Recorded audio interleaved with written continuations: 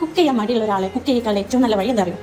അവരെ കുക്കിങ്ങിന് അത്രയും അവരെന്തെങ്കിലും ഉണ്ടാക്കിയിട്ടുണ്ടെങ്കിൽ അതിന് അത്രമേൽ അപ്രീഷിയേറ്റ് ചെയ്ത് കൊടുക്കുക. അതാണ് ഏറ്റവും വലിയ വഴി. ലൈക്ക് എൻ്റെ ഉമ്മ ചെയ്ത പോലെ, അതന്നെ എൻ്റെ ഉമ്മ എന്നോട് ചെയ്ത പോലെ ചെയ്ത് കൊടുക്കുക. അതാണ് ഞാൻ പറഞ്ഞു വന്നത്. ഏറ്റവും മടിയായിരുന്നു എനിക്ക് കുക്ക് ചെയ്യാൻ. പക്ഷേ എനിക്ക് അതിനോട് കുക്ക് ചെയ്യാനുള്ള ഒരു ത്വര വന്നത് ഈ ഒരു അപ്രീഷിയേഷൻ കൊണ്ടാണ്. എന്ത് മിസ്റ്റേക്ക് വന്നാലും ഉപ്പ് കയറിയാലും അത് സമാധാനത്തിൽ പറഞ്ഞ് മനസ്സിലാക്കും. പക്ഷേ ഉപ്പ് കയറി എന്ന് പറഞ്ഞാൽ ചീത്ത കാര്യമല്ല ചെയ്യേണ്ടത്. അവർ നല്ല സമാധാനത്തിൽ ലേശം ഉപ്പ് കൂടുതലാണ്, നെക്സ്റ്റ് ടൈം ചെയ്യുമ്പോൾ കുറച്ച് കുറക്കാം എന്ന് പറഞ്ഞ് നല്ലൊരു മോട്ടിവേഷൻ കൊടുത്തൊക്കെ അവർ അടിപൊളിയായിട്ട് നെക്സ്റ്റ് ടൈം കുക്ക് ചെയ്തിട്ട് തരും. ഒന്നല്ല, അനുഭവത്തിൻ്റെ പുസ്തകങ്ങളിൽ നിന്ന് എടുത്തൊരു പേജാണിത്. ഓക്കെ, ഏറ്റവും മടിയായിരുന്നു എനിക്ക് കുക്ക് ചെയ്യാൻ. പക്ഷേ എൻ്റെ ഉമ്മക്ക് വേണ്ടിയിട്ട് എനിക്ക് കുക്ക് ചെയ്യേണ്ടി വന്നു.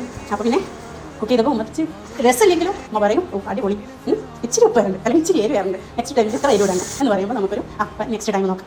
അങ്ങനെ ഒരു മോട്ടിവേഷനെ നമ്മൾ മറ്റുള്ളവരൊക്കെ കൊടുത്ത് നോക്കും. അടിപൊളിയായിട്ട് അവർ കുക്ക് ചെയ്ത്.